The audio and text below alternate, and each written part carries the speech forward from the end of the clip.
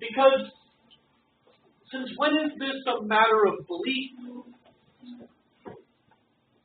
It's like, if you doubt climate change, show me the data. Because climate change was never a belief system to begin with. Climate change was a conclusion based on observations and data. It's not like people sat around and went, maybe climate change? What do you think? Yeah, I think so. You don't think? And we just sort of ran with it, and now we all believe in climate change. It's not a belief system. There's no belief in the question.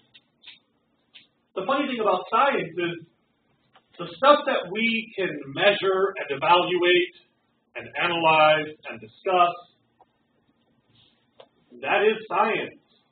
And belief is the rest of stuff that we cannot measure and evaluate and talk about. As soon as there's data, it's not a belief system anymore. Look, if I got this awesome recording of God talking to Daniel Feinberg, if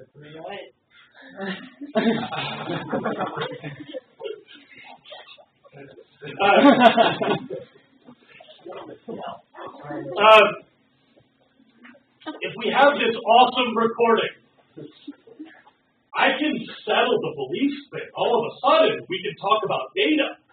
And maybe you don't trust my recording, and maybe you do trust my recording, but now we're in the field of science because we've got evidence to talk about. If I have a recording of God, then if you agree with my analysis, we've settled the question. And if you don't agree with my analysis, I guess you're still in the world of, but we're talking about data. The funny thing about climate change is there's data involved behind this explanation. It's not a belief question. Don't ever ask a scientist if they believe in climate change. Because they'll be like, well, wrong question. I'm actually a scientist. And so this is not a belief question. So do you believe in climate change? Chuck! Like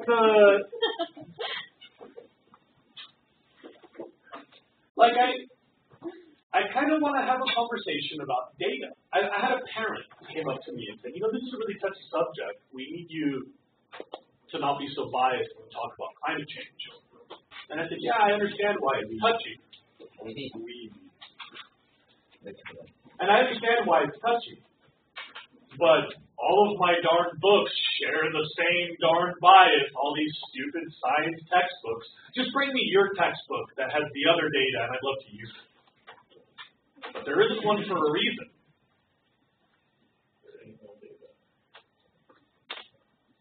For a while, this guy was holding up a study that was like, look, the North Pole is growing, there's no global warming.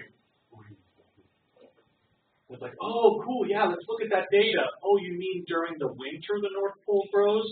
You mean when snow's falling in the dark? But of course, summer after summer after summer, the North Pole is shrinking because the planet's getting hotter.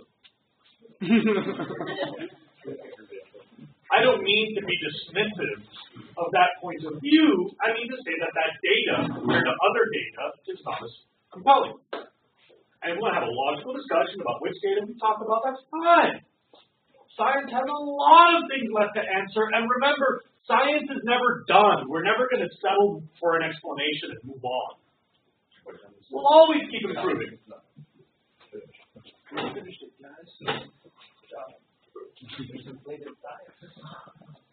Here are the basics.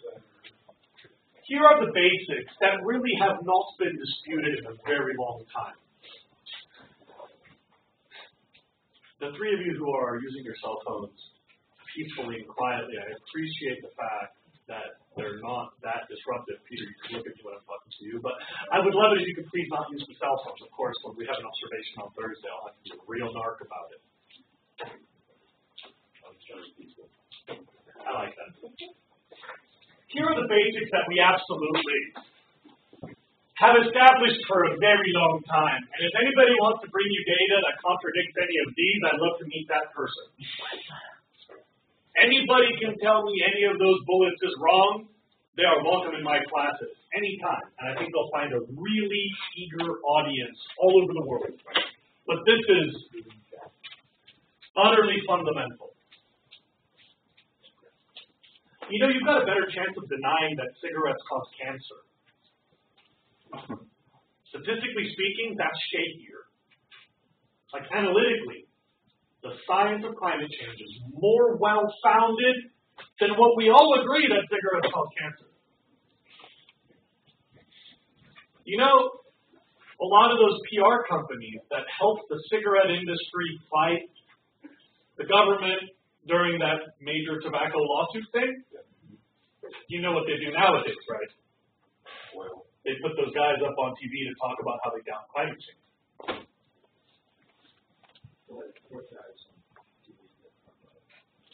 Oh, dude, so check out the study that we're about to see on Facebook about how many speakers and who pays for them, and how often they speak before Congress about the trustworthiness of climate science. They're paid a lot of money. It's basically yeah, you know, Murdoch, the guy who owns Fox News and others, has been accused of being the most powerful climate change denier ever. His birthday was yesterday. No kidding. Go Rupert. Go Rupert. Rupert. Yeah, Rupert.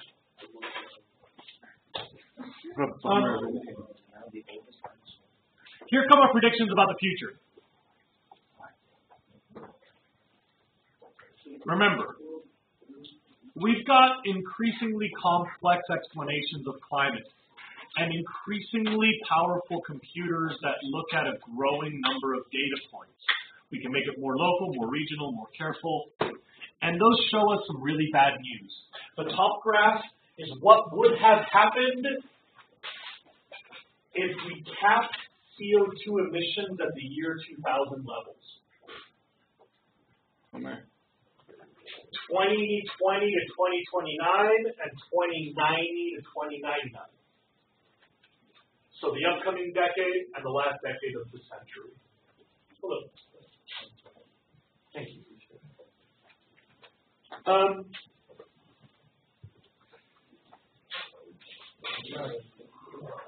I want to talk about these predictions. First of all, let me tell you the color spectrum. Green is half degree of temperature gain. Yellow is 1 degree. The middle orange is about 2.5 degrees.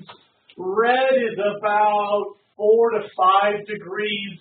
Purple goes from 6 to 7 degrees, and the darkest color, that very, very dark purple, almost black, is 7.5 to 8 degrees, and that's Celsius. That's really bad. What is that, 25 degrees? 9/5, or 5/9 of Fahrenheit. So 8 times 9 is 72, divided by 5 is about 14 degrees. Let me remind you that the top graph is if we had capped CO2 at the year 2000 levels. The bottom graph is if CO2 growth kept growing at the same rate as it was in the year 2000. I've got bad news. CO2 emissions have actually increased their growth rate. Meaning every year each of us makes more CO2 than we did the year before, and we're doing that at a faster rate. So the worst case scenario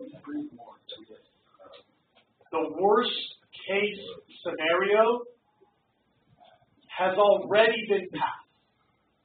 It's already Here's another way to look at Here's another way to look at this. The orange line is if we had capped per capita CO2 emissions at the 2000 levels. The red line pointing the highest, which would cause 3.5 global average gain. 3.5 Celsius global average gain. That was if we kept going business as usual, just so that we're clear. From 2000 until 2013, we have now gone above the red line.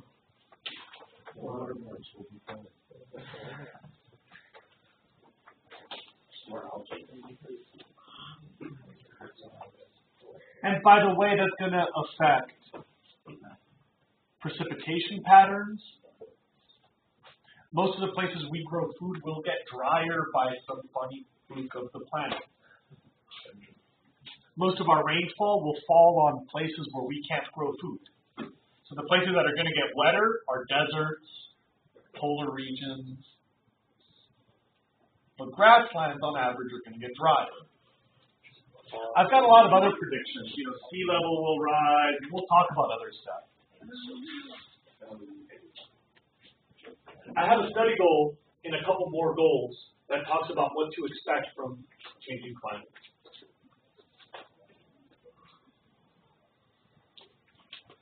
I know that some of you dispute the conclusions of this science or the existence of this science or grasp onto other explanations, and that's fine with me. Like cigarettes causing cancer, I just encourage you to be logical and just show me the data. Anytime that your parents come to complain about my liberal bias, I first of all will admit it. I am a bleeding heart, card-carrying liberal. Sorry. But I'm also a really experienced scientist. I have research experience. I've kind of done my reading. I try to admit when I haven't reached the limits of my understanding. And I'm waiting to see any evidence that contradicts those basics that were up on the board a few slides ago. Any evidence you find to the contrary, I'd love to see it. Yeah. Instead of just proving that it exists, which you don't really have to do much proving, what are ways that the individual can release that inner Captain Planet? Well, the number one thing you can do is to eat less meat. And let's talk about why. How far is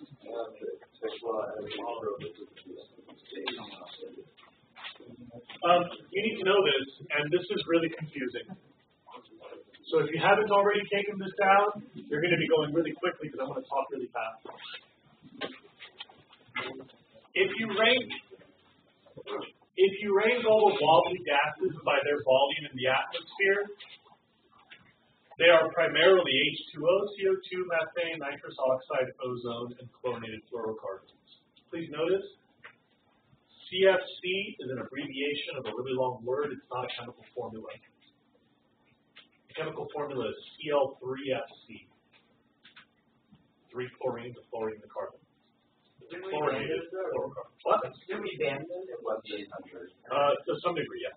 Why wouldn't they just write it like that? Why would they write CFC? Because technically there's a whole bunch of ways to chlorinate a fluorocarbon. There are, I believe, 17 or 19 commercially patented configurations of 3 chlorines, a fluorine, and a carbon. So the generic way is Cl3FC, but that's not an accurate chemical representation either, because when you really write a chemical formula, you've got to say which one looks up and which one looks down and which one's stuck where. And so the most accurate formulas would have taken up a really big list, so the generic category is all CFC. Second, you have to remember that not all gases are equally wobbly. Some wobble a little bit because they hold a little bit of heat and then they give it off. Some wobble a lot because they hold a lot of heat and then they give off a lot of heat. This is called their heating ability or their forcing. And so, if you organize them by their volume times force, meaning how much of global warming they're responsible for, the main greenhouse gas is water. And just so you're clear, humans are not increasing that. We're not adding water to the atmosphere. No. Could that be like a positive feedback loop though? It depends on where the clouds go. Depending on their altitude, they either reflect light and increase the Earth's albedo and have less coming in to make heat? Or they do the opposite. After light has come through, they trap the exiting heat and wobble. And so we don't know about the altitude of water clouds. That's a huge question. It seems to have been answered